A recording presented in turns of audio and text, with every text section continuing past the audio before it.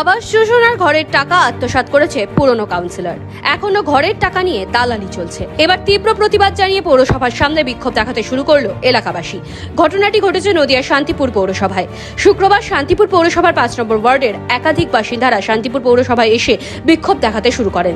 তাদের অভিযোগ, দীর্ঘদিন আগে সরকারি আবাস যোজনার ঘর পেলেও টাকার অভাবে সম্পূর্ণ করতে পারেনি তারা। ওই ওয়ার্ডের কাউন্সিলর মাধব সরকার অ্যাকাউন্ট বই নিয়ে এবং সই করিয়ে নিয়ে সব টাকা তুলে নিয়েছে। শুধু তাই নয়, দীর্ঘদিন ধরে ঘর তৈরি শুরু হলেও তা সম্পূর্ণ না হয়ে পড়ে রয়েছে।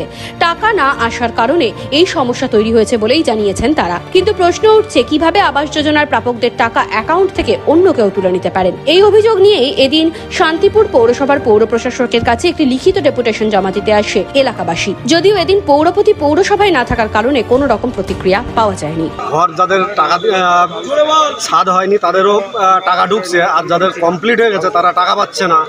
আর এই দালালগুলোই আমরা ধরতে এসেছি। এই বিষয়ে আমরা এখানটায় এসেছি। কাকে জানালেন? এখন চেয়ারম্যানের কাছে এসেছিলাম, চেয়ারম্যান এখনো পাইনি। বড়বাবুর সাথে একটু কথা হয়েছে, দেখা যাক চেয়ারম্যান আসে কিনা। চেয়ারম্যান বাবুর সাথে কথা বলবো এই বিষয় নিয়ে। তার কারণ এইভাবে দুর্নীতি বরদাস্ত করা যায় না। লিন্টন হয়ে পড়ে আছে, টাকা পয়সা কাগজপত্র সব ওনাদের কাছে দেওয়া আছে। কাদের কাছে? কমিশনার কাছে।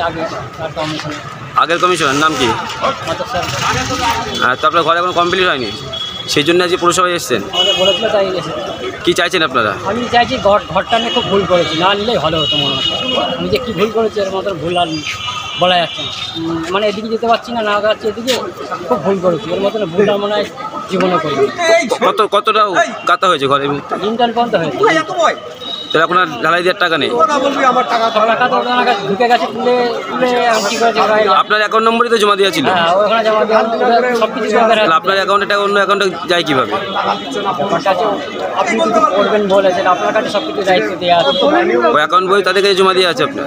ঘরের সমস্যা 2019 সালে আমাদের ঘর সংস্থান হয়েছে। তারপর থেকে ঘর আনকমপ্লিট হয়ে পড়ে আছে। গত বছর মানে সেন্টারিং করেছিল, সেন্টারিং পচে পড়ে গিয়েছে। তারপর থেকে এখন মিস্ত্রিও যায় না, কিছু না। বাড়িতে গেলে বলে যাবে কাজ হচ্ছে, এই পর্যন্ত হয়েই পড়ে আছে। আমরা চাই দ্রুত যাতে সমস্যার সমাধান হয়। পৌরসভা থেকে টাকা দেয়নি? টাকা দিয়েছে পৌরসভা থেকে, টাকা তো অ্যাকাউন্টে ঢুকেছে, আমরা তো পাইনি হাতে। আপনারা তুলে নিয়েছে, আমাদের আগে চেক সই করে নিয়েছিল। কারা তুলে নিয়েছে? আমাদের পুরনো কমিশনার যে আছে ছিল, মাধব সরকার। কি চাইছেন আপনারা? আমরা চাইছি দ্রুত যাতে সমস্যার সমাধান হয়, যেভাবে হয় এলাকা আমরা খুশি গেছি। আপনার বাড়ি কোন পাড়ায়? আমাদের বাড়ি মুচিপাড়া। কত নম্বর ওয়ার্ড? 5 নম্বর ওয়ার্ড। এসছি গতকালকে।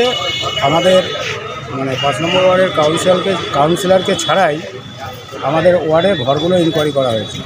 তা আমরা তো ধরেন 5 নম্বর ওয়ার্ডের যে কাউন্সিলর, আমরা তো নবনির্বাচিত করেছি, তাহলে কাউন্সিলরের তো একটা দায়িত্ব আছে, তাহলে সেই দায়িত্বটাকে পালন করতে দিতে হবে। তো তাহলে পৌরসভা কী করে কাউন্সিলর ছাড়া আমাদের ওয়ার্ডে ইনকোয়ারি করতে পাঠানো?